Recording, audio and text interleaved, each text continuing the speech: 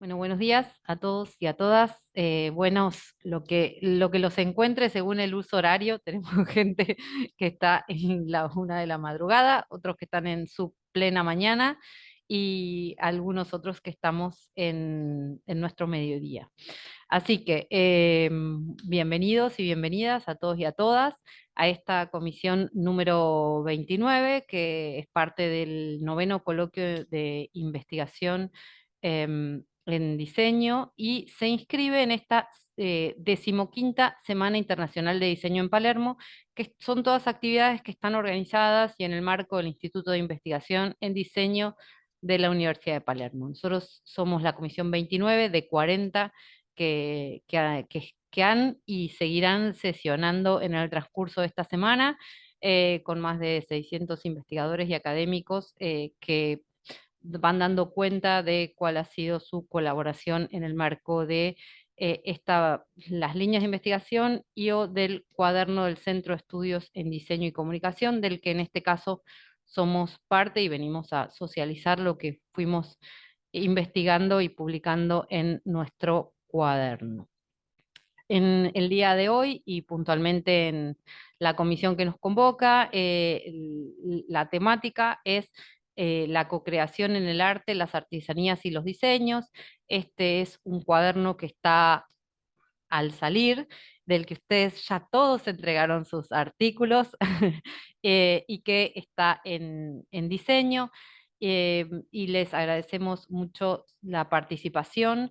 Este cuaderno se supone que es el 239, era el número asignado, y se inscribe en la línea de investigación que se llama Investigar en Diseño. La línea de investigación es la número 8 dentro de el Instituto de Investigación. Es una línea que coordinamos la Universidad de Palermo y la UNAM.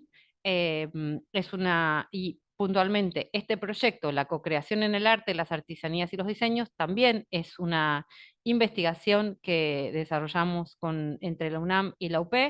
La representante de la UNAM es la doctora Mercedes Martínez González y quien les habla. Mercedes, ¿querés, para iniciar esto, dar cuenta de un poquito de los lineamientos o lo que nos inspiró a hacer esta convocatoria en función de de nuestras líneas de investigación y lo que venimos trabajando? Breve, para no robarles mucho tiempo a los expositores y las expositoras en este caso. Sí, hola, buenos días. Pues no, yo más bien nada más quiero dar las gracias a todas las personas que decidieron participar en esta invitación que hicimos. Eh, y bueno, pues nos interesó el tema justamente porque pensamos que merece una reflexión, sobre todo pues la parte del diseño participativo y la co-creación que pues parece que se piensa, según lo que pudimos leer en este cuaderno y en sus textos, de una manera muy distinta a lo que se plantea en países de lo que denominamos como el norte global, ¿no? Entonces, pues agradecerles, esperamos más bien escucharles para no quitar mucho tiempo, porque creo que son 7 minutos los que tiene cada quien, ¿no? Sí, nos podemos extender un poquitito porque siempre jugamos un poco al límite, pero sí, entre 10 podríamos estar apuntando a unos 10. Así que bueno, arrancamos. Tengo un orden que comienza con Ricardo Sosa antes de que se nos quede dormido. Nos compadecimos. Bueno, entonces, Ricardo, para poner en común tu artículo que se titula Creación, Capitalismo, Consumo y Clase, 4 claves críticas de la cocreación creativa. Te pedimos que si querés presentarte, también lo puedes hacer. En general le dejo la presentación a cargo de quien expone, que lo va a hacer muchísimo más ajustadamente de lo que lo puedo hacer yo. Muy bien, gracias, sí. Muchas gracias, Marina, muchas gracias, Mercedes, por el trabajo. Siempre es muchísimo trabajo organizar este tipo de esfuerzos y muchas gracias por hacerlo. A mí, bueno, rápidamente, no me voy a enfocar mucho en el artículo porque, bueno, ahí está, pero más bien quería como compartirles un poquito en 5 minutos de las historias detrás del artículo y cómo llegó. Estoy totalmente consciente, el artículo es, en cierta medida, es muy provocador. Exploro algunas ideas muy conscientemente las pongo ahí para provocar las ideas y las reacciones. Hay más preguntas que respuestas, obviamente. Y bueno, todo empieza en los noventas. Yo cuando era estudiante de diseño tuve la suerte de participar en talleres con el profesor Fernando Schultz en la UAM, en la Universidad Metropolitana, en la Ciudad de México. Y con él empezamos un programa en 1995 que se llama el Programa Multidisciplinario de Diseño y Artesanía. En el nombre se traiciona un poco, digamos, la idea con la que nació el programa, que fue ese primer año que lo corrimos, cuando yo era todavía estudiante de diseño. El programa sigue, o por lo menos seguía hasta hace un par de años, activo. No he tenido contacto desde de la pandemia para acá, no he tenido contacto ya con Fernando, debo retomarlo. Pero decía que se traiciona porque yo creo que, bueno, el mayor aprendizaje, ese proyecto nos cambió la vida al grupo de personas que participamos. Eh, en los años siguientes seguí participando desde fuera y después cuando regresé a México después del doctorado, yo hice el doctorado acá en Sydney, en Australia, donde estoy ahora. Volví a participar, pero ya como evaluador externo al programa. Pero lo que decía a relevancia de este artículo es que el mayor aprendizaje del primer año que lo corrimos fue que el diseño y artesanía, como dice el nombre, no son suficientes, digamos. Nosotros pensamos conectar el diseño con la artesanía y creo que cuando vivimos un par de semanas en comunidades indígenas en la Sierra de Guerrero, eh, y se nos hizo pues obvio que había un choque de mundos. Dentro de México era un choque de mundos. Nosotros que veníamos de las zonas urbanas en la Ciudad de México, a trabajar o a convivir con las comunidades indígenas artesanales de México. Y ese choque de mundos, pues para mí lleva 30 años ya, y después de esa experiencia, pues he hecho otras, como establecí un laboratorio de diseño en el sureste asiático cuando viví en Singapur. Trabajé ahí en la Universidad de Singapur, la Universidad de Diseño y Tecnología, una universidad nueva. Establecimos un laboratorio y fuimos a hacer proyectos a varios países en el sureste asiático, pero en especial a Filipinas y a la India. Y esos aprendizajes continuaron y de ahí es de donde vienen las ideas provocadoras o las provocaciones en el artículo, que, que bueno, las pongo ahí para quienes estamos interesados e interesadas en conectar el diseño con la artesanía. Hay más, como decía, hay más preguntas que respuestas, pero también hay más como puntos de advertencia para la reflexión y para el trabajo, porque a veces veo que esa conexión entre diseño y artesanía, el diseño universitario especialmente con la artesanía, tiene muy buenas intenciones, pero a veces no tiene tan buenos resultados o los resultados que a veces esperaríamos. Y creo que viene de ese choque entre mundos del que hablo en ese artículo. Entonces, creo que con eso voy a parar mi intervención. Muchas gracias por la invitación y bueno, muy interesado también en escuchar las demás ponencias. Muchas gracias, Marina. Muchísimas gracias, Ricardo. Bueno, continuando con la idea de, sí, choques, desigualdades también, ¿no? Que atraviesan un montón las, las reflexiones de los y las distintas investigadoras e investigadoras. Le vamos a dar la palabra. Hola, Susana, ¿cómo estás, parejo? Acá había un programa muy famoso que decía hola, Susana. Y dije hola, Susana, y Se me fue. Bueno, Susana Gutiérrez, ¿estás ahí con audio y video? Si no, si recién te conectaste, le damos la palabra a Cecilia Benedetti, entonces, para que nos comparta los lineamientos de su artículo, que se llama Definiciones y debates en torno a las producciones artesanales, reflexiones desde la investigación en el norte argentino. ¿Es correcto, Ceci?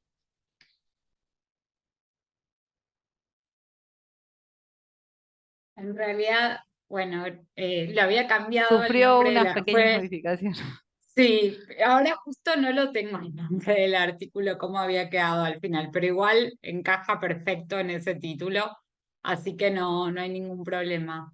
Bueno, buenos días, tardes, noches, lo que sea. Gracias a todos. Un poco la idea era, bueno, contarles, mi nombre es Cecilia Benedetti, yo soy antropóloga de la Universidad de Buenos Aires e investigadora de CONICET. Vengo trabajando sobre temas vinculados a producciones artesanales indígenas en el norte de Argentina desde mi doctorado. Y en este artículo lo que planteé es un ensayo donde justamente, digamos, se presenta más, no tanto conclusiones cerradas, sino como ideas exploratorias y en transformación, donde apunto a explorar una propuesta para abordar la producción artesanal enfocando en la biografía de la materia. Me interesó, lo que me interesó fue plantear una forma de concebir a las producciones artesanales justamente como fragmentos de materia que son separados de sus contextos, fragmentos de materias que son separados de sus contextos en entornos precarios. Y esta propuesta apuntó a aportar a las perspectivas antropológicas centrales en el análisis de la producción artesanal en América Latina, que surgieron principalmente en México en la década del 70-80 y cuyos referentes centrales son Néstor García Canclini y Victoria Novello, que, digamos, por un lado esta perspectiva resaltó cómo las artesanías, digamos, están insertas en el capitalismo, ¿no? Y cumplen funciones ideológicas y simbólicas. Y por ejemplo, en el caso de México, en relación a la identidad nacional. Y en este sentido, a mí en esta propuesta me interesó reflexionar sobre la definición de artesanías sobre una nueva forma de definición de artesanías que pueda plantear nuevas formas de relación con los entornos, especialmente en situaciones de precariedad ecológica, económica y social. Por otra parte, en esta perspectiva que les comentaba anteriormente, las materias primas, como se les suele decir materias primas, como las maderas, plantas, minerales, etcétera, son comprendidas como medios para producir la artesanía. Y entonces me interesaba aportar a esta propuesta, trascendiendo esta idea de que los materiales constituyen solo medios o recursos, y en cambio tener en consideración digamos, justamente el papel activo de los materiales no humanos en los procesos de producción artesanal. Para esto me avancé en el concepto de materia vibrante de Bennett, explorando justamente sobre este papel activo de los materiales. Y por otro lado, para armar esta propuesta, también me basé en la noción de Kopitov de biografía del objeto, que propone que justamente los objetos deben ser entendidos como parte de su continuo proceso de significado, producción, intercambio y uso. Las reflexiones en las que basé el estudio se centraron en una investigación que, bueno, vengo realizando ya desde hace 20 años con pueblos indígenas en el norte argentino, en el departamento de General San Martín, en la provincia de Salta.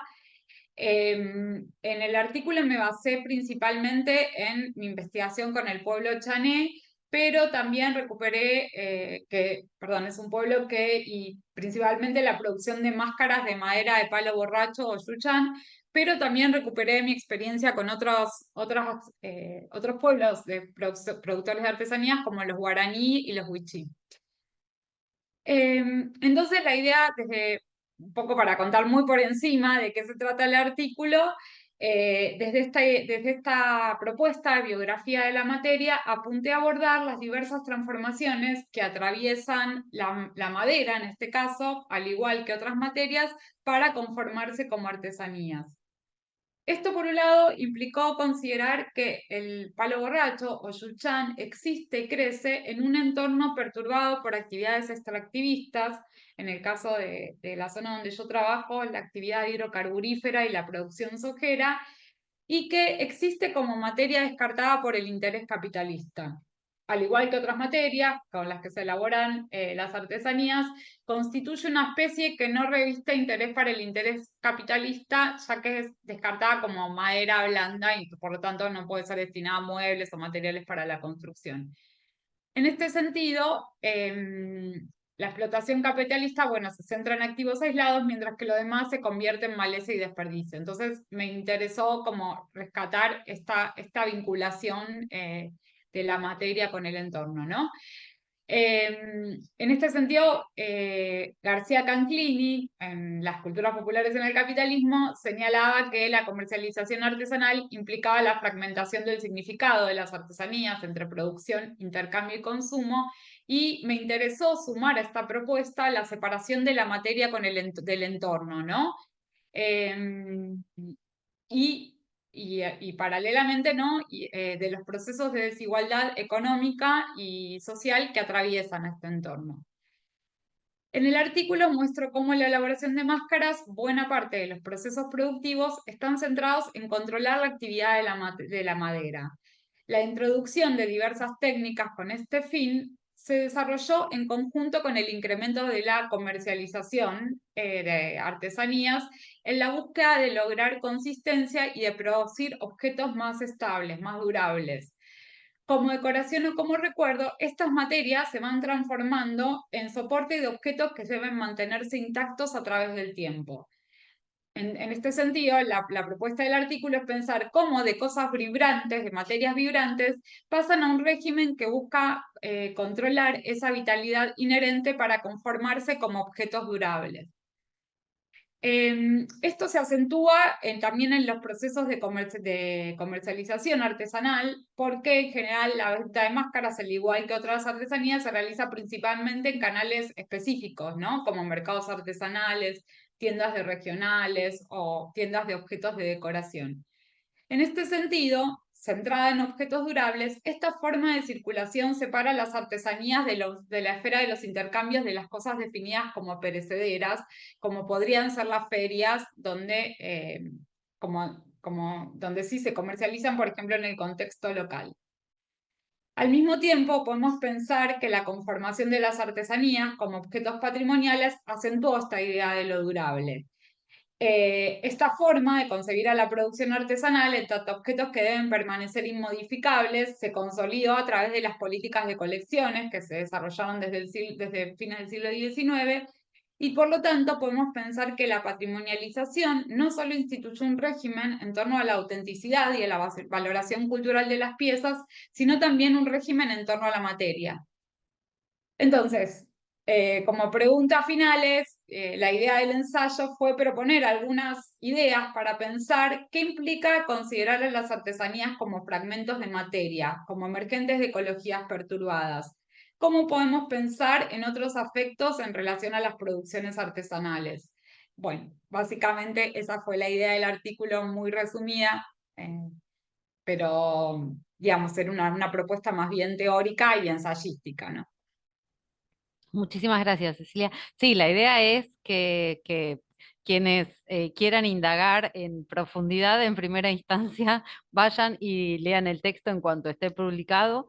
Y luego también tiene que ver con algo de una de las aristas del Instituto de Investigación, es el armado de redes y continuar armando y dialogando interinstitucionalmente entre distintos investigadores y investigadoras e instituciones, como para dialogar entre quienes estamos interpelados por los mismos intereses, que siempre es bienvenido.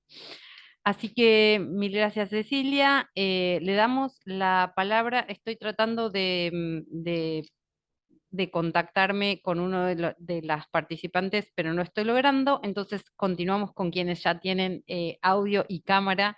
Y en este caso, Agostina Dolcemáscolo es otra de las autoras de este cuaderno, y su artículo se titula Lo artesanal como elemento disruptivo del discurso emprendedor en el sector creativo, un análisis de la actividad de jóvenes diseñadores y diseñadores del Alto Valle de Río Negro. Agostina, todo tuyo el tiempo, el espacio y el micrófono, cuando quieras. Hola, ¿cómo están? Bueno, muchas gracias. Yo también tenía otro título, sé que en algún momento lo cambié. Bueno, no pasa nada. Esto tiene que ver con, bueno, lo Sí, modificable del proceso investigativo, que está muy bien, lo decimos todo el tiempo y acá está. sí, total.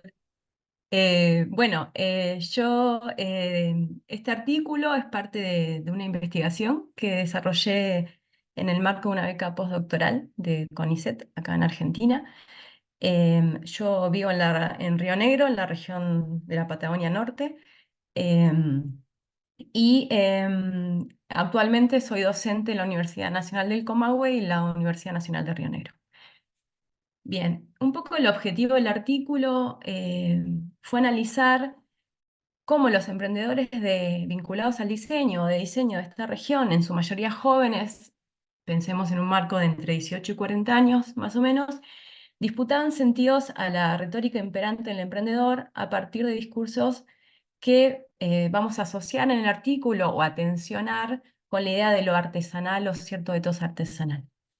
Cuando hablamos de la retórica imperante del emprendedorismo o vinculado al emprendedor, hablamos de un despliegue de lo que algunos autores denominan como axiología positiva, ¿no? Vinculada a posicionar a este trabajador autónomo en un lugar de privilegio, asociado al mérito, a lo que le gusta hacer, la idea de que uno hace lo que le gusta, ama lo que hace, a la realización personal, al ser el propio jefe, jefa, ¿no? Entre otras cuestiones. Una narrativa que no solo actúa como precepto moral, sino que también tiene efectos performativos sobre el sujeto, exigiéndole ser feliz y exitoso, y que como contracara ve las relaciones y condiciones de mucha precariedad laboral. Entonces, en las entrevistas que realizamos y en una breve encuesta que también hicimos durante los años, sobre todo 2021 y 2022, encontramos que aparecían elementos vinculados a esta retórica imperante en los relatos de los emprendedores, pero también aparecían otras cuestiones que podemos entender como algunos puntos de fuga, ¿no? Líneas que escapaban a ese marco, digamos, normativo de lo que significa ser un emprendedor, muy vinculado, ¿no?, a una lógica neoliberal.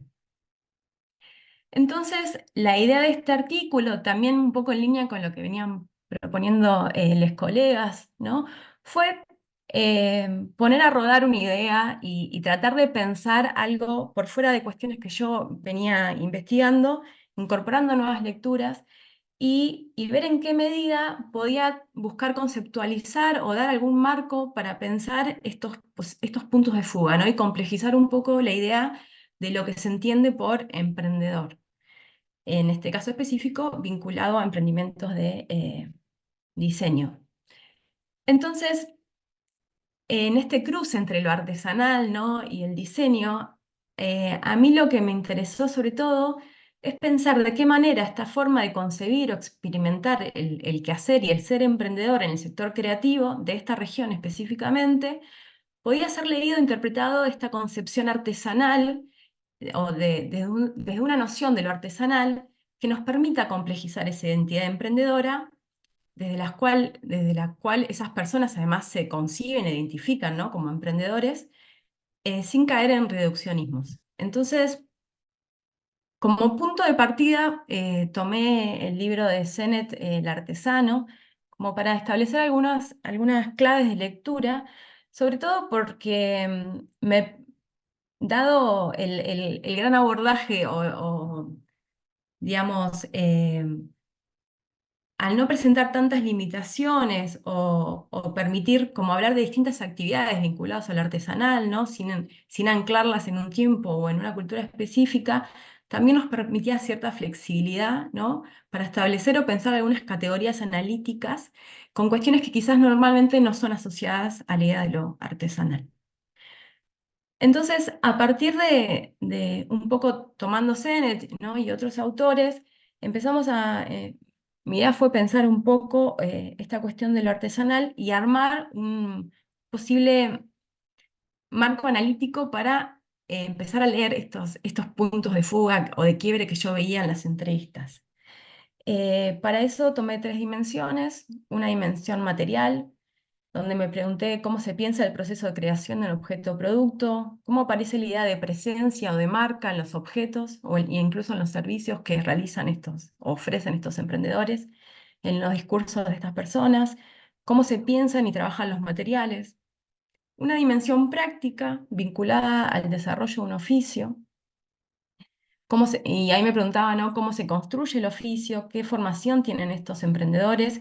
¿Y cuáles son sus experiencias de formación, de trabajo? Y finalmente una dimensión colectiva que me parece que es también como la más rica a seguir explorando, donde me preguntaba si existe el trabajo con otros, si se configuran redes de cooperación de trabajo, comunicación con distintos emprendedores, qué valores le atribuyen a ese quehacer colectivo y si consideran importante generar redes y trabajar con otros. Todos estos puntos, la idea fue también tensionarlos con otros escritos donde se hacía hincapié, donde se desplegaba, ¿no? Y se analizaba críticamente también esta retórica más hegemónica respecto del emprendedor, ¿no? Para ver en qué momento, en qué puntos podíamos establecer algunos quiebres. Bueno, y finalmente para cerrar, también quedan muchas preguntas y cosas para seguir explorando. Por ejemplo, no abordé tanto el nivel de las prácticas, porque una parte de la investigación también implicaba visitar ferias, talleres, ¿no? Y otros ambientes donde desarrollan las prácticas estos emprendedores.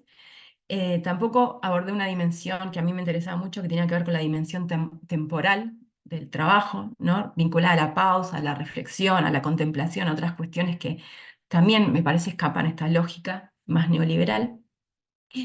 Pero bueno, como les digo, la idea fue tratar de tensionar estas ideas, ver cómo podía generar algún marco conceptual para empezar a leer estos quiebres y estos puntos de fuga, y finalmente aportar a complejizar estas concepciones en torno al emprendedorismo o el ser emprendedor y conocer mejor cómo funcionan estas dinámicas de producción del sector de diseño en una región que está además alejada de los grandes centros urbanos.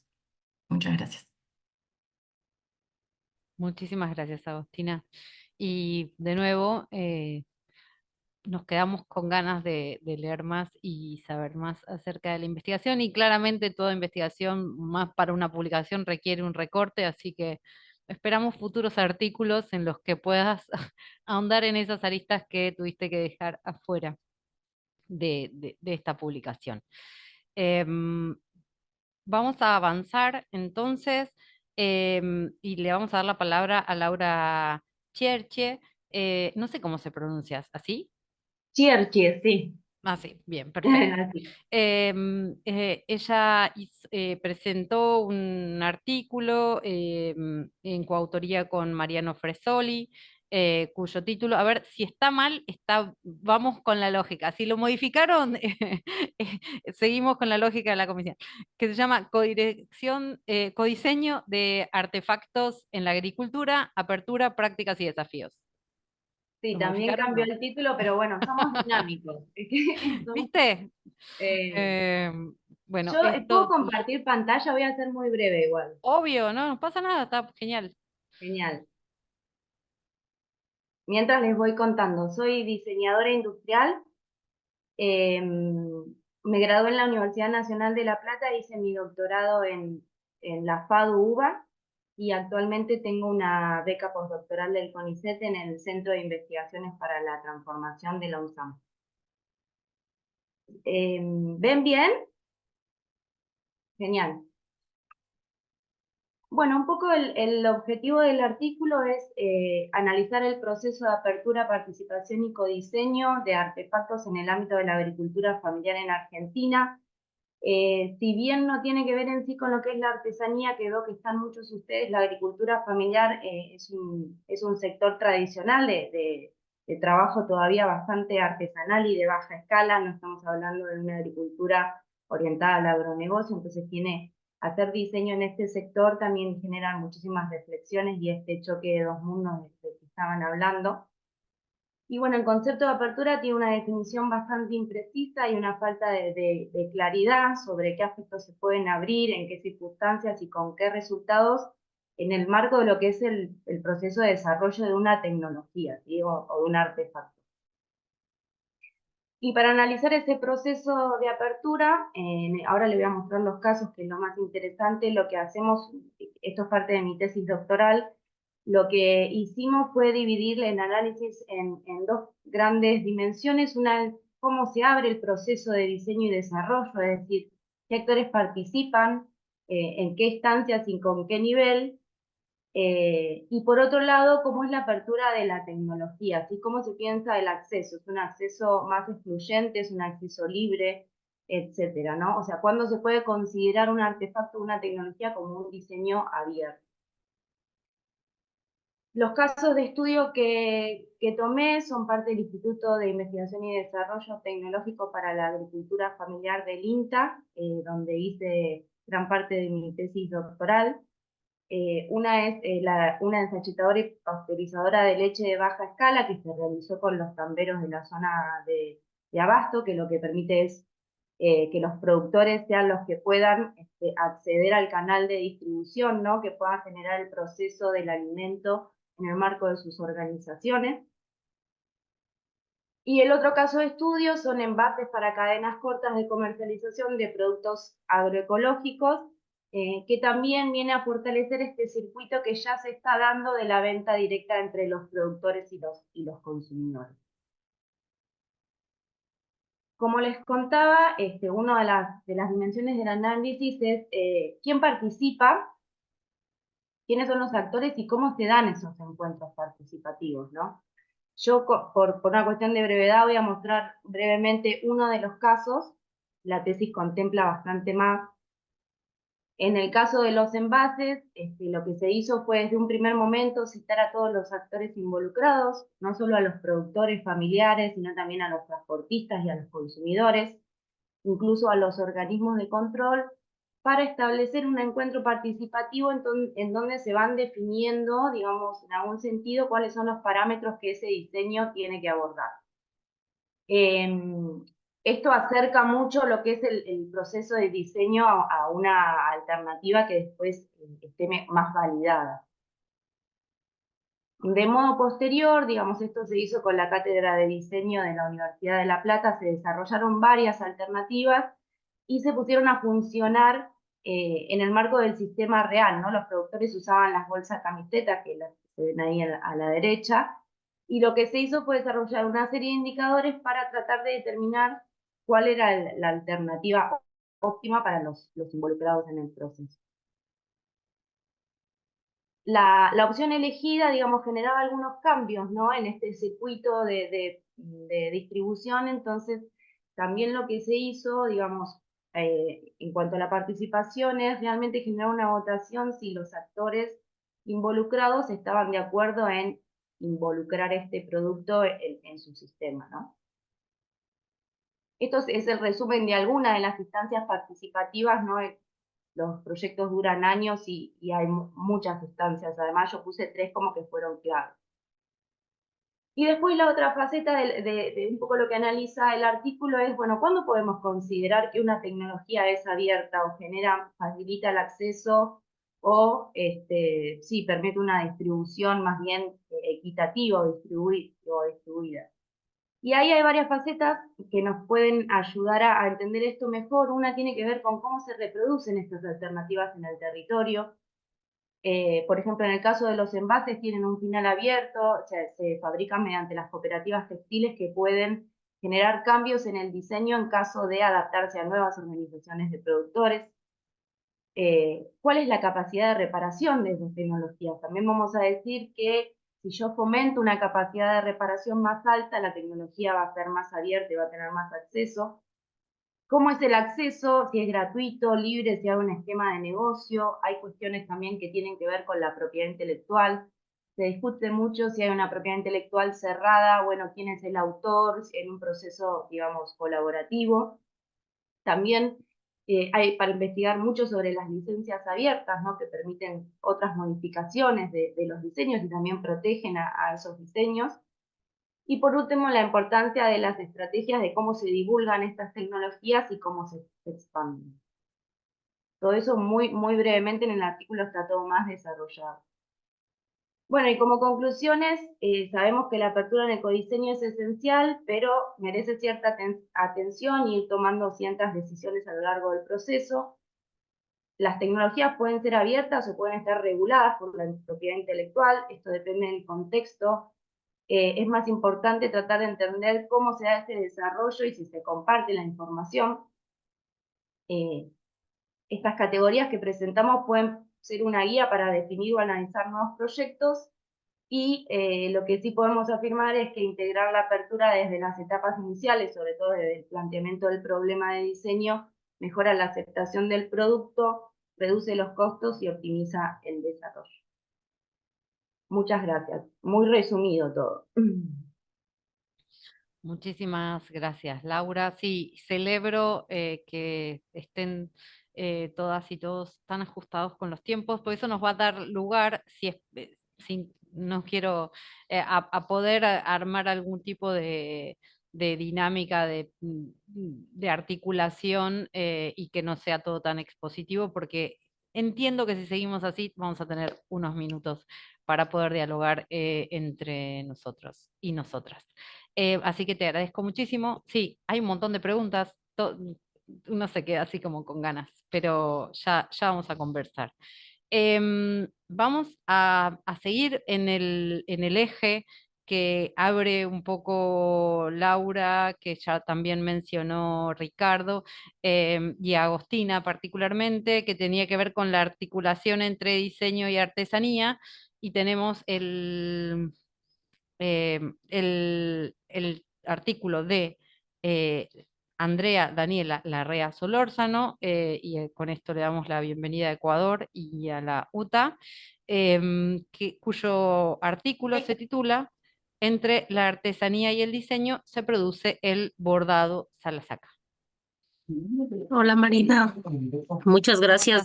Confirma si me escuchas bien porque me quité los audífonos en este momento. Perfecto. Ok, muchas gracias. Voy a compartir ahora la pantalla para la presentación.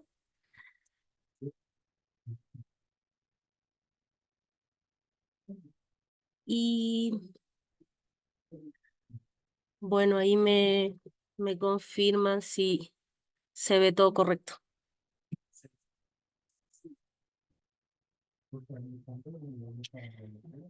Bueno, muchas gracias. Primero, Marina, también a Mercedes por la invitación a participar en esta línea de investigación y generar algunas propuestas sobre el trabajo que estamos realizando, en este caso desde la Universidad Técnica de Ambato, en la Facultad de Diseño y Arquitectura de acá de la UTA. Nuestra ponencia se titula Entre la artesanía y el diseño se produce el bordado Salasaca. Y bueno, Salasaca es una comunidad indígena que está situada en los Andes, en el centro de los Andes ecuatorianos, en la provincia de Tungurahua, que es donde resido. Y este estudio nace ya desde hace algunos años, desde el año 2016, cuando empecé el trabajo doctoral, que me dio mucho gusto ver a Cecilia y escuchar hoy la ponencia de Cecilia, que fue una de las evaluadoras de este proceso doctoral. El trabajo continuó, se cerró en el año 2020, luego continué en el proceso postdoctoral gracias a Marina y al Instituto de Investigación de la UP y a la beca que me otorgaron para poder desarrollar este trabajo. Y a partir de este proceso postdoctoral nació también un proyecto de investigación que se desarrolla ahora en la Facultad de Diseño y Arquitectura de la UTA. Este proyecto de investigación se titula Diseño y Memoria, sentidos expuestos en la iconografía Salasaca, y surge del reconocimiento de estas transformaciones que se han dado en las prácticas artísticas y artesanales que existen en la comunidad Salasaca y que han generado, entre otras cosas, también algunos cambios en torno a los roles de género que están relacionados con la producción artística y artesanal de la comunidad. El objetivo general de este proyecto de investigación es precisamente analizar estos sentidos construidos en torno a dos elementos que son los bordados de la indumentaria y las pinturas que están expuestas en los tambores Salasaca a través de la lectura de sus características morfológicas, estéticas y simbólicas. El resultado que aspiramos al término de este proyecto, que cerrará en abril del próximo año, es la construcción de un archivo iconográfico que contribuye a esta conservación del discurso visual del pueblo Salasaca mediante el proceso de identificación, documentación y análisis de las representaciones gráficas que están bordadas y pintadas por esta comunidad. Para este artículo, nosotros nos hemos centrado fundamentalmente en la práctica del bordado y bueno, desde el punto de vista metodológico, es un estudio cualitativo que nos ha permitido entender cuáles son estas variantes gráficas que se expresan en los objetos culturales. Es una investigación que sigue un modelo flexible e inductivo y también es una investigación aplicada que busca precisamente establecer este repositorio de la gráfica Salasaca.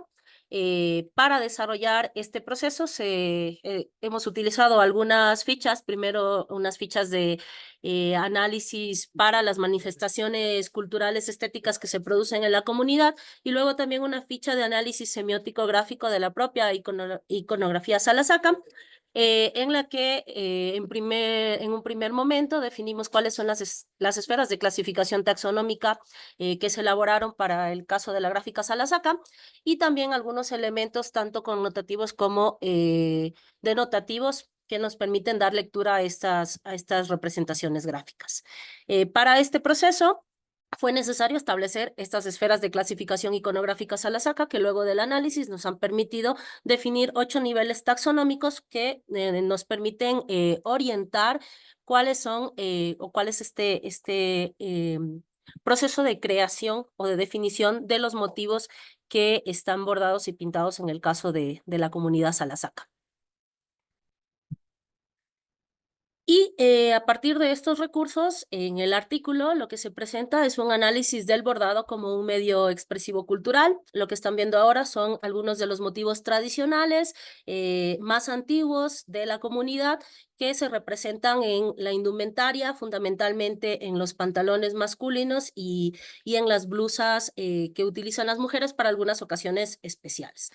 El bordado es un medio de expresión de la identidad cultural y de la identidad étnica también de este pueblo, pero al mismo tiempo admite este proceso de creación conjunta entre diferentes partes como artesanos, artistas y desde hace algunos años también ya la propuesta de los diseñadores. Por eso otro de los puntos que estamos abordando dentro del artículo es el proceso de co-creación entre el diseño, el arte y la artesanía dentro de la práctica del bordado Salasaca.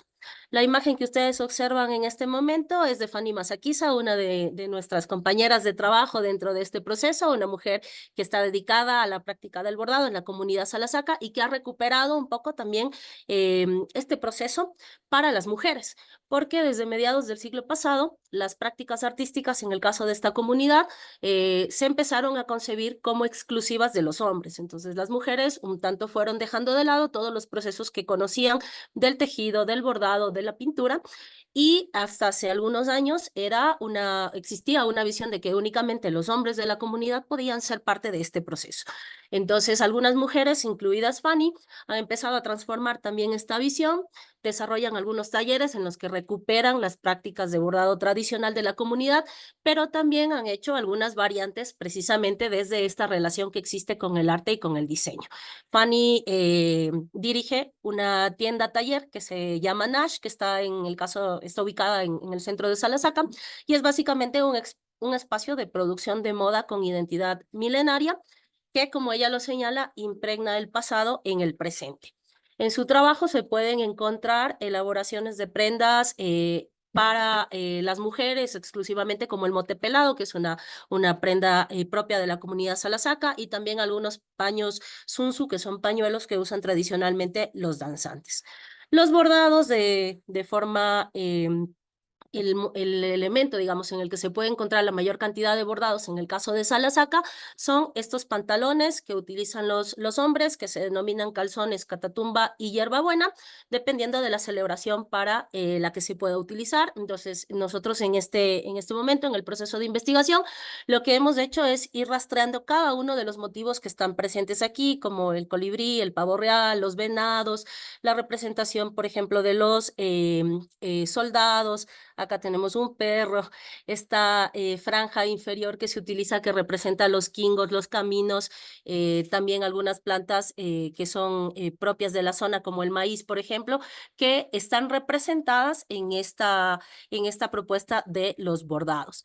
Y esto, el bordado, por ejemplo, de esta prenda, era exclusivamente, se realizaba exclusivamente por hombres de la comunidad, pero ahora algunas mujeres ya hacen parte también de esta práctica. Esto es un bordado de uno de los pañuelos que utilizan, por ejemplo, los danzantes, que tiene un motivo del pavo real, que es un motivo que se convirtió en tradicional en el pueblo Salasaca, que no era un animal obviamente de la zona, pero que tiene ciertas representaciones ya simbólicas para el pueblo que lo asocian con el coraje, con la valentía y con la nobleza, y que es un motivo que estaba básicamente, o que hacía una representación básica en prendas masculinas. Estas son dos imágenes de los pañuelos que portan en la espalda los danzantes en algunas celebraciones especiales, como el Corpus Christi. Pero con esta transformación o con este cambio en los roles de género y en la incorporación también en la práctica por parte de las mujeres, esta figura, por ejemplo, del pavo real es una figura que se ha incorporado ya igual a la indumentaria femenina, que tiene una presencia muy fuerte en las camisas que utilizan las mujeres para ocasiones especiales, sobre todo para las bodas, para algunas ceremonias religiosas. Y en este caso, este bordado lo desarrollan mayoritariamente, obviamente, mujeres que han ido incorporando estos detalles que ustedes pueden observar, por ejemplo, el uso de pedrería, el uso de otros recursos que no son únicamente los hilos, que era lo que hacía parte del bordado tradicional, y también se han ido estableciendo la combinación de algunos criterios de diseño, de algunos criterios de composición desde el punto de vista gráfico, pero también una visión que enfoca que estas prendas salgan un poco de, digamos, el uso cotidiano que tenían dentro de la comunidad y que puedan incorporarse también a un mercado de la moda étnica o de la moda indígena, y que participen en algunas pasarelas ya de moda en las que se puede observar como tal estas creaciones de las mujeres salasacas. Entonces, estos son algunos de los elementos en los que nos encontramos trabajando en este momento, y bueno, les agradecemos por el tiempo y por la invitación también para sumarnos a esta línea de investigación. Muchísimas gracias, Daniela, por tu aporte y por a mí me aclara mucho cuando puedo juntar la imagen del bordado, por ejemplo, con algo, al menos de lo que no conozco. El resto me resulta quizás un poco más familiar, entonces te agradezco haber acompañado con imágenes eh, tu exposición. Bueno, continuamos. Después hablamos. No me voy a distraer ahora. Le damos la palabra entonces a María Eugenia Lodi, que finalmente pudo activar su cámara y su audio, que su artículo se titula Una red de redes, formas colectivas de comercialización de artesanía textiles en la quebrada de Humahuaca, y seguimos con lo textil. Tu tiempo, Bueno, cuando quieras. ¿qué tal? Mi nombre es María Eugenia Lodi, por suerte pude activar, estaba ahí intentando sin éxito, pero bueno, acá estamos. Vengo trabajando como parte, soy antropóloga y como parte de mi formación vengo trabajando en esta etapa de posgrado desde la maestría, estudiando la comercialización de artesanías textiles a través de una modalidad particular que se da en la quebrada de Humahuaca, en Jujuy, que se denomina red de redes. Esta trayectoria, digamos, continúa en doctorado bajo la dirección de Cecilia Benedetti y, por supuesto, venimos trabajando con todo lo que es el marco teórico, digamos, que ya ella ha referido, entonces voy a evitar repetir en ese sentido. Pero principalmente, o lo particular, digamos, del caso que yo estudio, es justamente esta forma de organizar para la comercialización en red de redes de artesanías textiles, forma parte justamente de lo que se conoce o se desarrolla, digamos, en el marco del desarrollo con identidad, ¿no? Que es una perspectiva muy presente en estos territorios, particularmente desde 1990 en el caso de Jujuy, donde se ha aumentado la turistificación y la patrimonialización de la región, no solo por procesos que ya venían sucediendo de antemano y con la presencia de agencias transnacionales como el Banco Mundial o el Banco Interamericano, sino también particularmente después del 2003 con la declaratoria de la UNESCO de la Quebrada Humahuaca como paisaje cultural. Esto también ha sido acompañado por otras declaraciones, por ejemplo, como Jujuy, capital nacional de la Pachamama. Bueno, hay diversas partes también de la ruta, digamos, del camino andino y del Capac Ñam, ¿no? De este camino inca. Entonces, de alguna forma, distintas marcos legislativos y normativos abonan esta relación entre el paisaje, la producción cultural, digamos, y los territorios. Esta perspectiva de desarrollo con identidad, entonces decíamos, se vincula en el caso mío, con la comercialización en red, ya que la cultura es vista justamente como un recurso económico y donde se pueden observar tensiones, digamos, entre lo global, lo local, entre justamente la homogeneidad y la diferenciación cultural, y todas estas tensiones, digamos, e ideas entre las formas de valorar las artesanías en tanto componentes étnicos, ancestrales o tradicionales, justamente permean las políticas públicas y también los saberes y los haceres de las comunidades. Entonces, a lo largo de mi proceso de investigación, en este caso este artículo forma parte de lo que venía trabajando, digamos, en el 2023, de alguna manera encuentro algunas instancias en donde se puede observar cómo se ponen en juego estas nociones de identidad, de ancestralidad y de tradición en la comercialización de artesanías. En este artículo, como decía, principalmente está dividido en 4 apartados. En el primero, de alguna forma, recupero este marco teórico asociado a la relación entre el patrimonio y la mercantilización de lo auténtico que mencioné brevemente, y también algunas cuestiones metodológicas, ya que mi enfoque de investigación combina la etnografía con los métodos digitales y el uso de una metodología particular que es el análisis de redes sociales. En el segundo apartado describo más formalmente las experiencias de comercialización en red que se vienen desarrollando, también en su vinculación con ciertos programas y políticas públicas que le dieron origen. Bueno, y por supuesto describir las relaciones institucionales y de cooperación que establecen los distintos agentes del sector, ¿no? Una idea que me sirvió acá a mí fue pensar que es una imagen, digamos, o una metáfora que utilizo en el texto de ecosistema artesanal, que es justamente una imagen que a mí me permite pensar no solamente este caso particular de red de redes, que es el que yo trabajo, sino también un montón y una gran diversidad de agencias, agentes que trabajan y que apuntan en distintos niveles y que de alguna forma también tienen participación en los productos finales, ¿no? Y en estas instancias específicas en las cuales también se observan se observan los diseños. En el tercer apartado abordo los canales de venta y de promoción, así como las estrategias de comercialización y de comunicación que realizan estas experiencias en los medios digitales. Y principalmente lo que me interesa, digamos, en este tercer apartado poder como trabajar es un poco cómo desde esta perspectiva de desarrollo con identidad se ponen en juego identifico 4 instancias, ¿no? Por un lado, las relaciones que se establecen tanto al interior de estas experiencias como al exterior, lo que denomino exógeno y endógeno como formas de estructuras de relacionamientos que tienen estas experiencias hacia adentro y hacia afuera, en donde por supuesto se observan las instancias de capacitación, de colaboración, de transferencia, de codiseño, en interacción con otras agencias. Después, en relación al producto, también me interesa cómo identificar algunas cuestiones vinculadas a los criterios de calidad, principalmente al establecimiento, a lo que sería, digamos, la valorización del trabajo artesanal y al establecimiento de los precios, ¿no? Y de cómo se da ese establecimiento de precios al interior de la organización, cómo lo piensan, cómo lo desarrollan, etc.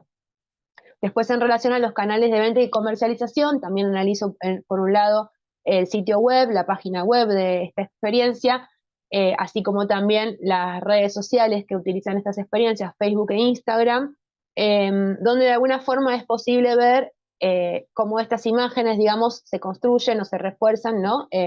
Estos paisajes o estas narrativas visuales en el uso de imágenes y de formas de comunicación y estilos comunicacionales que se utilizan en ambas plataformas.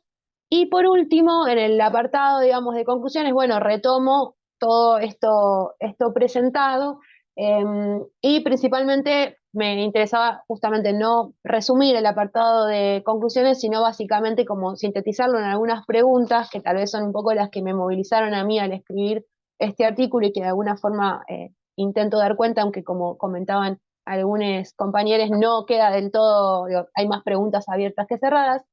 Me interesaba justamente ver estas tensiones que existen entre la valorización artesanal y estos mecanismos de fijación de precio, de control de calidad, de acopio, digamos, cuáles son estas instancias en las que es posible ver esto, cómo se han transformado también, ¿no? Las plataformas sociales como Facebook e Instagram, la difusión de estas narrativas visuales, así como también este trabajo fue realizado en parte en la pandemia, y qué lecciones podemos aprender durante la pandemia mundial y especialmente el aislamiento que nos tocó en el caso de Argentina, para aplicarse, digamos, a futuros análisis, ¿no? Respecto al uso de metodologías y técnicas digitales en la investigación antropológica, que esto también es un poco lo que a mí me movilizaba en tanto investigadora social, poder encontrar estos desafíos y oportunidades que plantea la utilización de métodos digitales en la etnografía, especialmente en este contexto, en este periodo que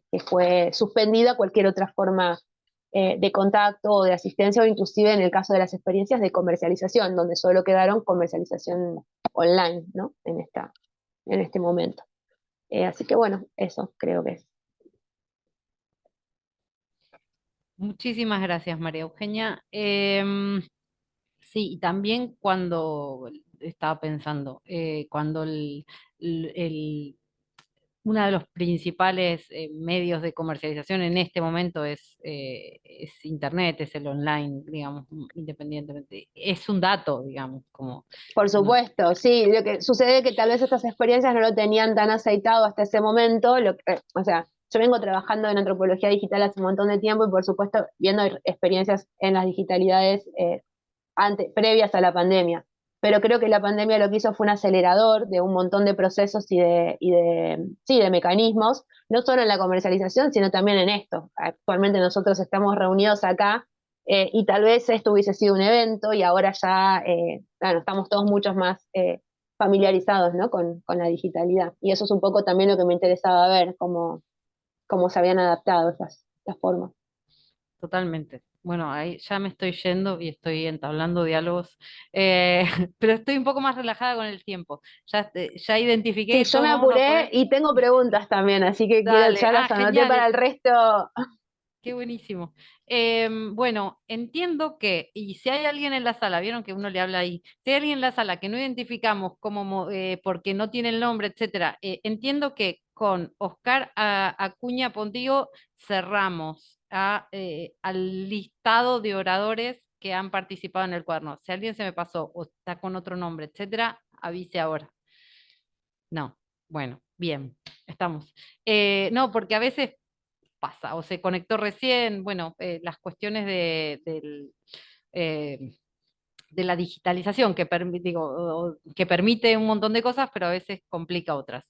Bien, entonces, sin más dilaciones, y porque estoy queriendo dar lugar después al intercambio, que me parece que es súper necesario en estos espacios. Le damos la palabra a Oscar Andrés Acuña Pontigo, que es doctorando en diseño de la Universidad de Palermo y es de Chile. También le damos la bienvenida a Chile en este caso. El título de su artículo es Convergencias de los significados del arte, las artesanías y los diseños. ¿Cómo estás, Oscar? Tanto tiempo. Hola Marina, gracias. Bueno, yo también tengo un cambio de nombre. Parece que así que no, estaba asustado, pero bueno, son varios. Y muchas gracias por el espacio. El título final de estos ciertos convergencias que resignifican la co-creación de artesanía y diseño, eso es lo que les voy a comentar un poco.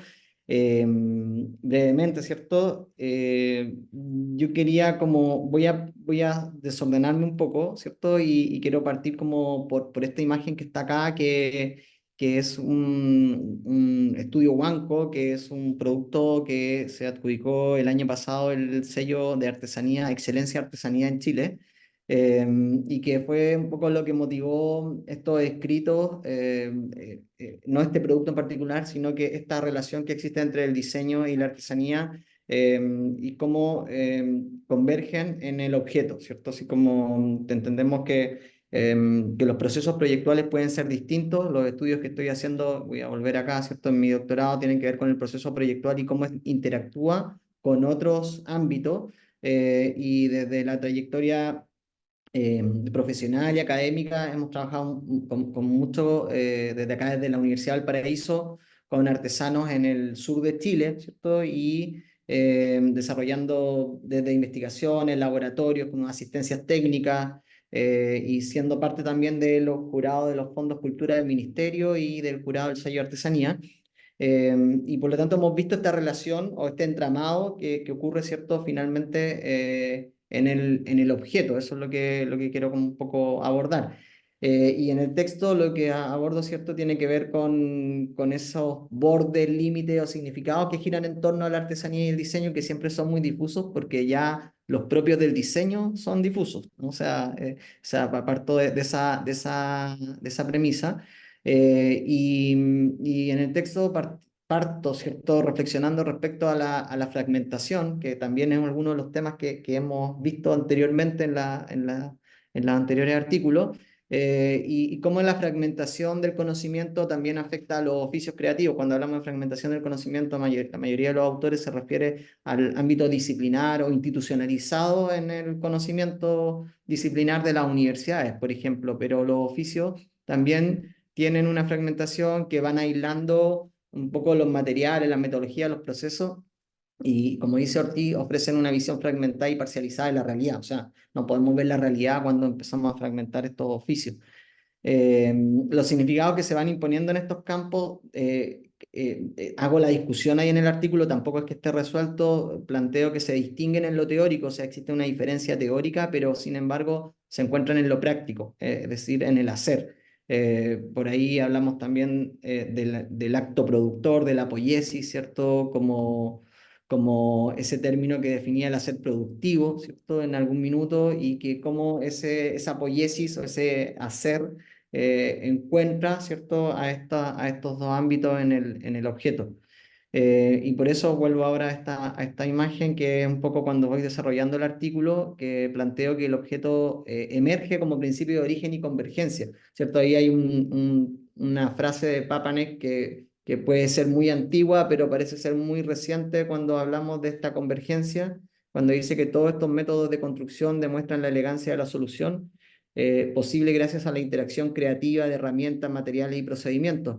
Ahí se está refiriendo Papanek, ¿cierto?, al diseño como proceso proyectual, pero si lo trasladamos a la artesanía y a lo que se desarrolla en el ámbito de los oficios, entonces parece coincidir, ¿cierto? Y también empiezan a surgir preguntas, ¿cierto? Como qué coincidencia de significado es posible detectar en los procesos de co-creación entre la artesanía y el diseño, que luego vamos desarrollando también en esta idea de la integración de las perspectivas interdisciplinares, ¿cierto? Y cómo se integran en el objeto, pero no de manera natural. O sea que también planteo ahí en el artículo que estos actos, ¿cierto?, naturales requieren que se faciliten los procesos, y de repente ahí hay una responsabilidad que tenemos desde los espacios académicos, institucionalizados de las universidades, cómo vamos facilitando procesos de colaboración para que no pasemos a procesos de apropiación, ¿cierto?, que es lo que normalmente ocurre cuando se da esta relación entre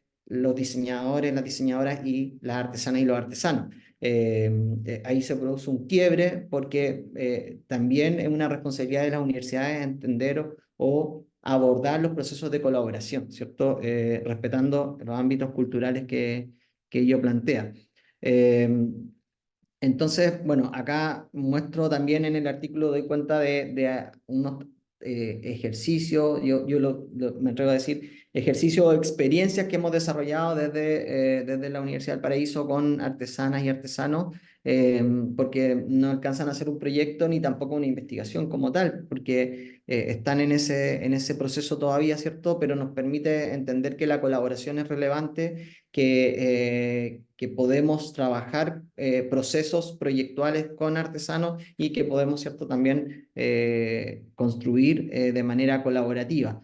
Y eso requiere escenarios que faciliten y fomenten, ¿cierto?, esta colaboración, como lo planteaba ahí. Me voy a adelantar para no detenerme mucho, porque lógicamente está ya en el artículo, pero también aparecía por ahí Canclini, me hacía mucho sentido porque en alguna parte del artículo, ¿cierto?, planteo que la fragmentación teórica, o sea, ese capital simbólico de estos campos resulta inoportuna para los procesos de co-creación.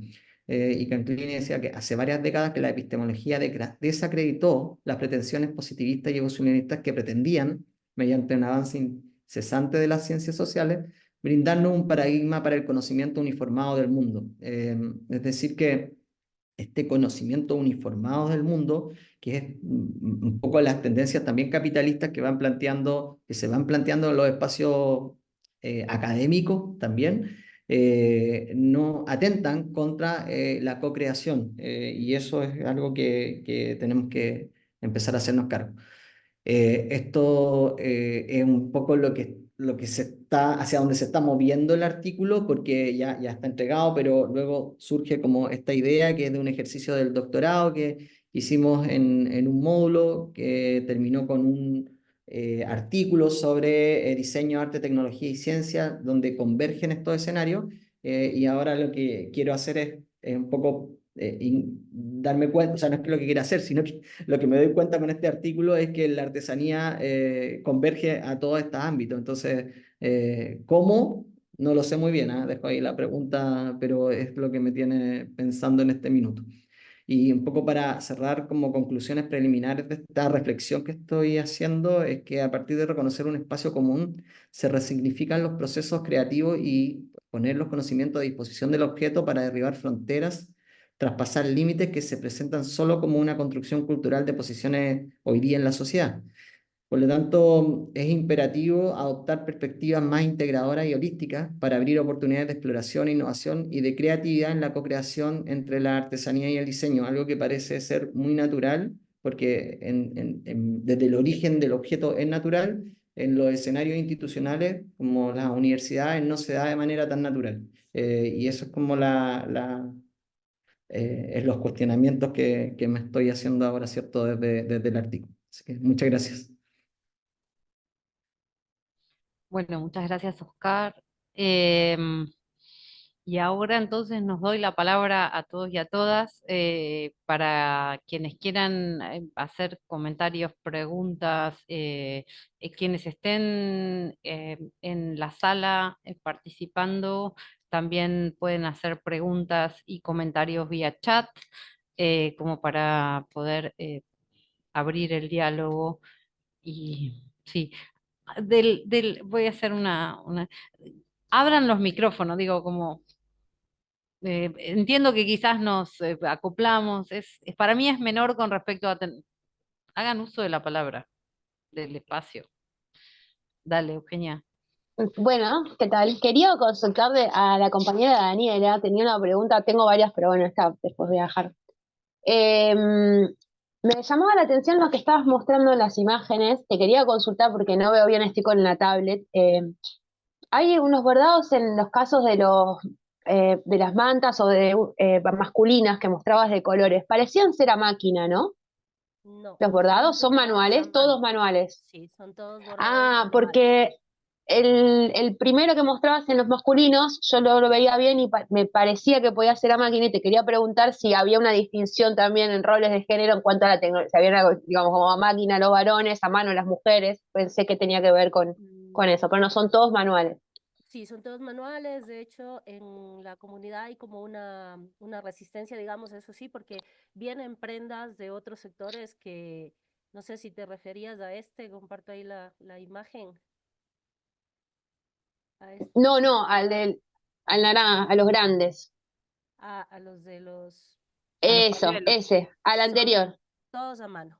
Todos Perfecto. No, el anterior me parecía que como un, no sé, ese. No, es un trabajo muy, muy minucioso que hacen acá en la comunidad y hay precisamente una intención, digamos, de los artistas de la zona de no, al menos para las celebraciones importantes, fiestas rituales, matrimonios, no utilizar bordados que sean hechos a máquina, que sí, Claro. bueno, como para el uso diario, por ahí se ubican unas blusas de estas, en el caso de las mujeres, por ejemplo, pero para todo lo que es ceremonias de importancia, digamos, dentro de la comunidad, el bordado es 100% a mano, tanto el que hacen los hombres como las mujeres. Obviamente hay también una distinción, digamos, en esa maestría, llamémoslo así, en torno al bordado que tienen, porque es sumamente detallada la producción que ellos hacen en los dos casos.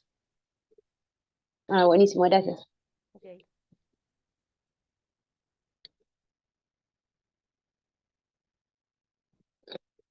Marina, yo tenía una pregunta para el compañero Ricardo, pero como ya se fue, no sé si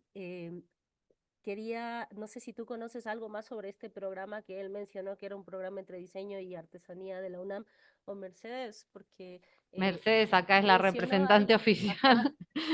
No, pero discúlpame, Daniela, aprovecho y lo decís vos, Mercedes, que se tuvo que ir Ricardo y que se disculpe.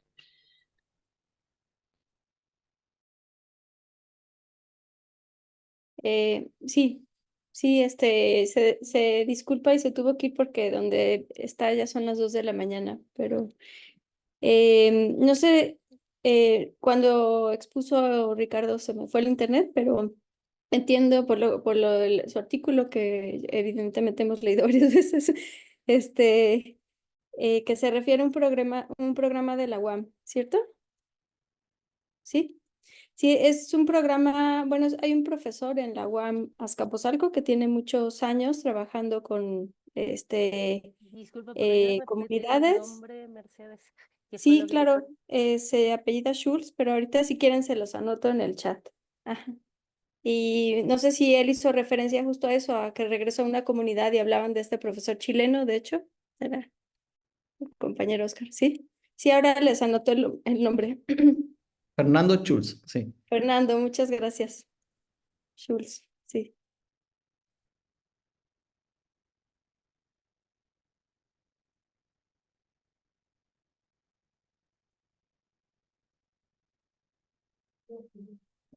Hola, ¿puedo hacer una pregunta? No sé cómo levantar la manita. Estaba buscando.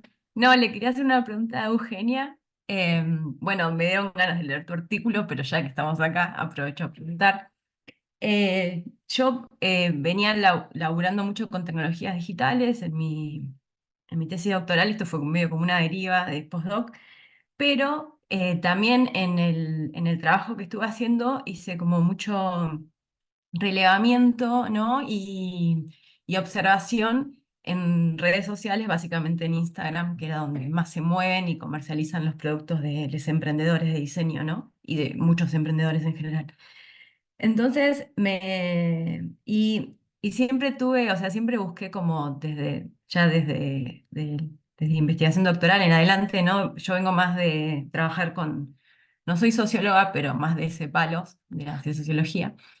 Entonces me intrigaba un poco también cómo fue tu abordaje en términos metodológicos, ¿no? De ese laburo con las redes sociales, si nos puedes contar un poquito.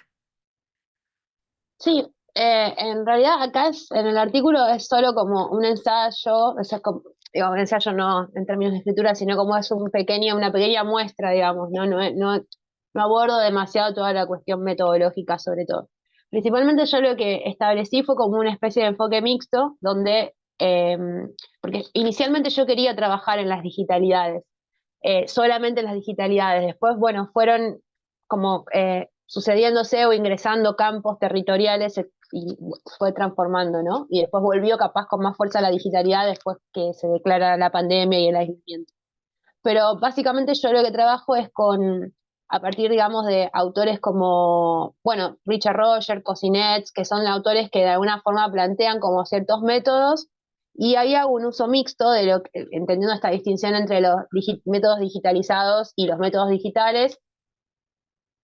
Utilizo métodos digitalizados en el sentido de que, por ejemplo, hago observación participante, entre comillas, en redes, puedo hacer un análisis, digamos, o hacer entrevistas etcétera, utilizando métodos digitales, pero también en este caso utilicé no métodos digitalizados, sino también métodos digitales, scrappers, herramientas, generalmente siempre de acceso, en este artículo no está, pero por ejemplo hice una red de videos de YouTube a partir de rastrear un poco lo que es la historia de una de las experiencias y de la memoria digital, porque fue cambiando también la forma de presentarse digitalmente, las imágenes, etcétera.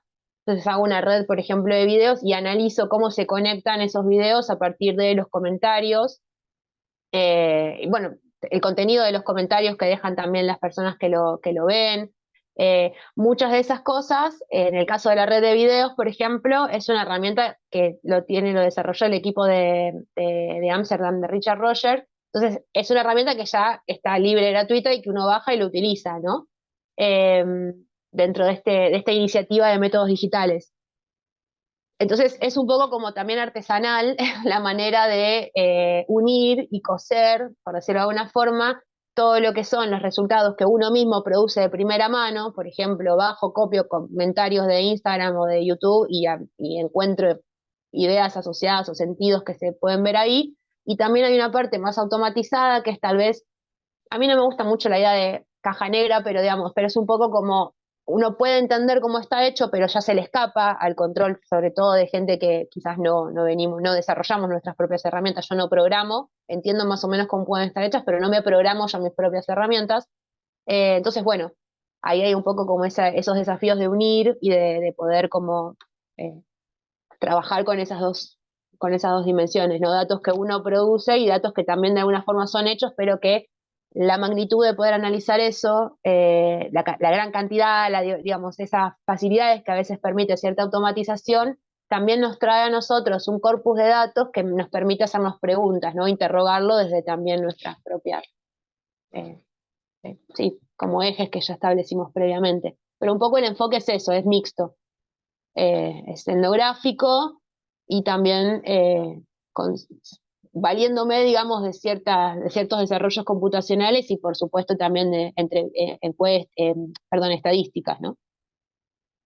Aunque no es, por supuesto, para nada el foco central de la investigación, el armado de estas estadísticas.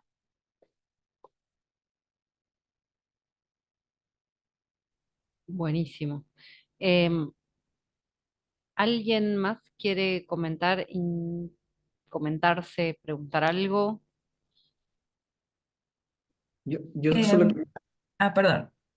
Perdón, solo comentar de lo que recién estaba diciendo Eugenia, claro, que es súper interesante además, y que un poco reflexión abierta. Yo creo que ahí estamos todos de acuerdo que cuando trabajamos con artesanía no puede ser sino un enfoque mixto o cualitativo finalmente, ¿no? O sea, trabajar sobre el dato en el mundo artesanal. No podemos separar el dato de la persona, el dato de la cultura, el dato del material.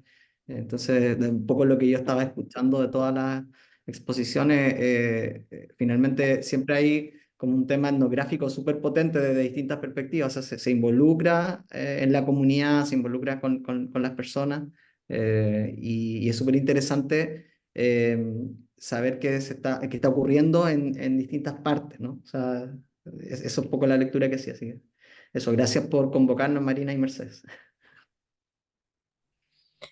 A mí como antropóloga me entusiasma que esto haya llegado al diseño, ¿no? A otra disciplina, porque desde la antropología nos resulta un poco más obvio pero que haya permeado hacia otras disciplinas, que tiene que ver un poco con esto que está, Agostina, te acabo de robar la palabra, pero ya te doy el espacio, ¿no? Que tiene que ver con esto que en un punto atravesó un montón de las exposiciones, que era, bueno, el no corte disciplinar, repensar lo jerarquizado, lo desigual, ¿no? Este conocimiento occidentalizado y occidentalizante como único, esto que retomaba eh, Ricardo, de choque de culturas, ¿no? En sus términos, diciéndolo que habría que ver si ese choque y repensarlo en términos de desigualdades,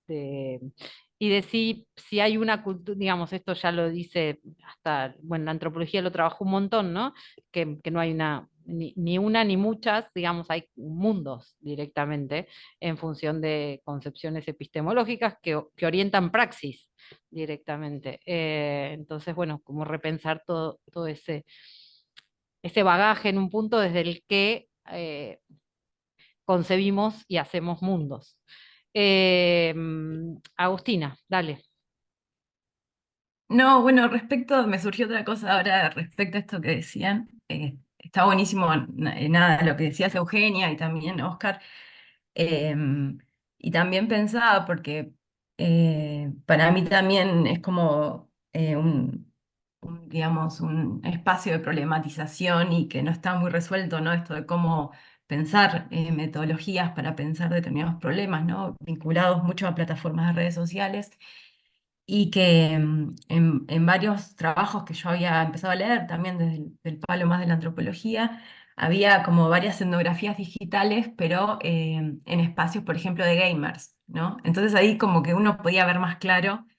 Entonces, en relación a esto que decías vos, Oscar, o Marina, ¿no? Cómo pensarlo vinculado al diseño, al artesanal, o otras formas de hacer uso de esos espacios, de estas plataformas, también me parece como un desafío abierto y están re buenos estos intercambios que estamos teniendo. Y después, ya yendo como a otro lado, le quería preguntar a Daniela, vos mencionaste un poco al pasar, que no sé si es el tema del artículo, pero me llamó la atención, como este cambio en el uso de los bordados, ¿no? En esta distinción entre géneros, ¿no? Algo que no pertenecía por ahí al ámbito de las mujeres y que fue apropiado también, y si podés como comentar brevemente algo de eso. Claro, sí, bueno, acá en la comunidad Salasaca lo que pasó fue que a mediados del siglo pasado se introdujo una nueva práctica de tejido, que era básicamente el uso del tapiz europeo para la generación de esta prenda textil que tenía un fin comercial.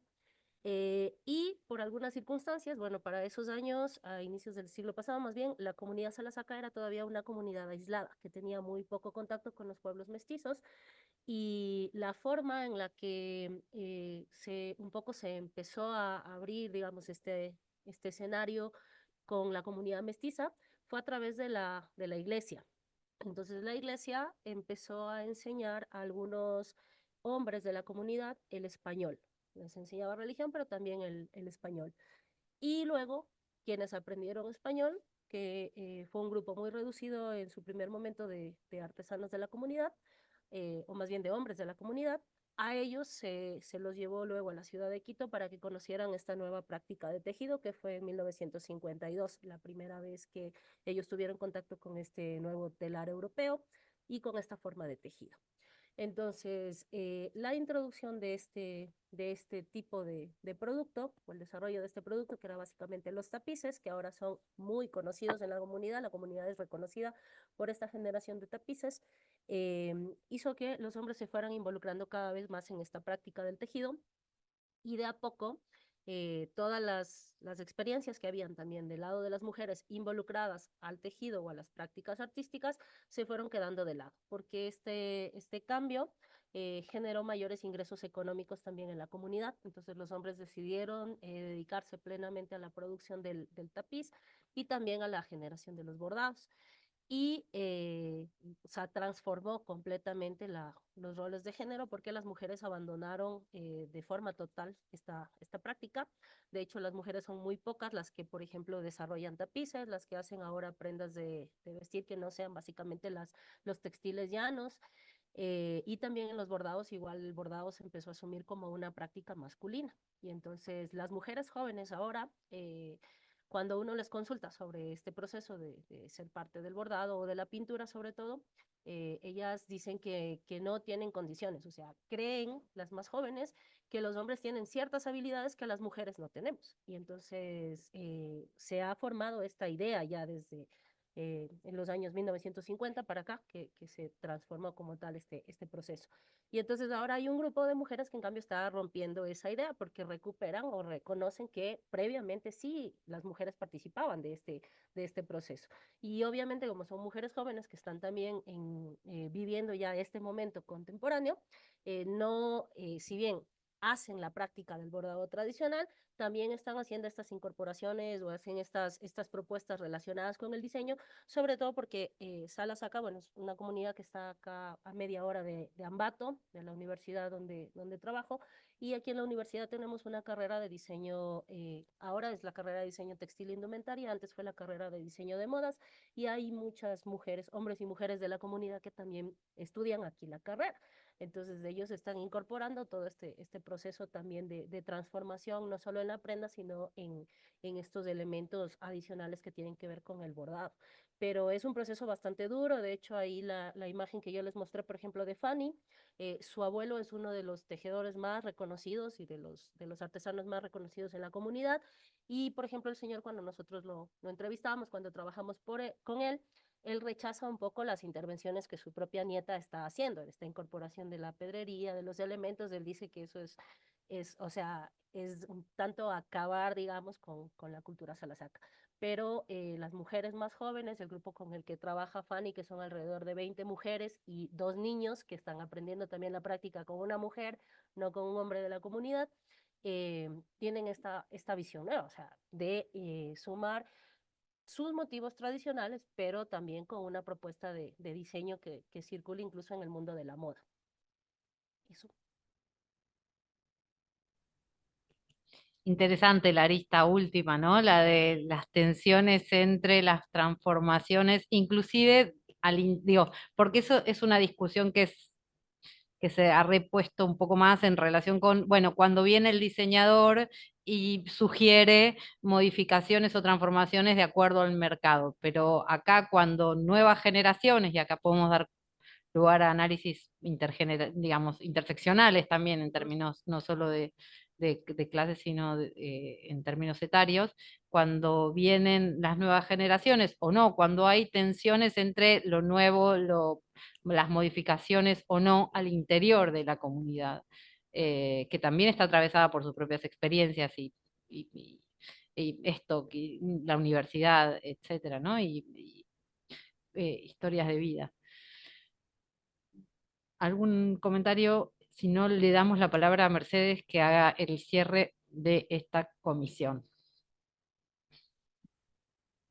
No, pues muchas gracias nuevamente. Cuando leímos todos sus textos, vimos que había como tres ejes que los cruzan, que, bueno, ya los mencionaron aquí. Uno es justamente la desigualdad y la necesidad de pensar en la autoría y propiedad intelectual, lo que comentaba Óscar al final, ¿no? Sobre la colaboración y apropiación. Eso es algo que pues la mayor parte de los artículos lo menciona. Otro es sobre el género, que bueno, el caso que menciona Daniel es muy interesante porque varios de los artículos hacen mención sobre que la artesanía está más como considerada una actividad femenina, ¿no? Y que está muy relacionada con las labores en el hogar, y bueno, pues el caso de Daniela rompe justamente con eso, entonces se menciona el género también en varios artículos. Y el último es sobre la comercialización de los objetos, que me parece que Agustina estaba también hablando de eso hace un rato, ¿no? Sobre la comercialización en redes sociales, pero hay distintos espacios, ¿no? Y bueno, ahí como se percibe es que los diseñadores tienen pues un reto con respecto a la comercialización de las artesanías. Entonces, pues eso, muy interesantes todos los artículos. Muchas gracias otra vez por participar. Gracias, Marina, por promover estos espacios también y por invitarme. Sí, y bueno, eso, esperamos que sigamos colaborando. Sí, es la idea, ¿no? Y siempre es un placer encontrar colegas con quienes pensar esto que nos apasiona, que son las artesanías, nos interpela aparte son muchísimas las aristas, práctica, comercialización, género, interseccionalidad, concepción de mundo, bueno, un montón. Gracias a todos y a todas por haber participado y claramente desde mi expectativa, espero que Mercedes también la comparta y todos ustedes también. Es como para mí es un camino que se abrió y que espero seguir adelante contando con las investigaciones y los aportes de todos y cada uno de ustedes. Así que muchísimas gracias y nos vemos en la próxima convocatoria. Muchas gracias. Chao. Hasta pronto. Muchas gracias.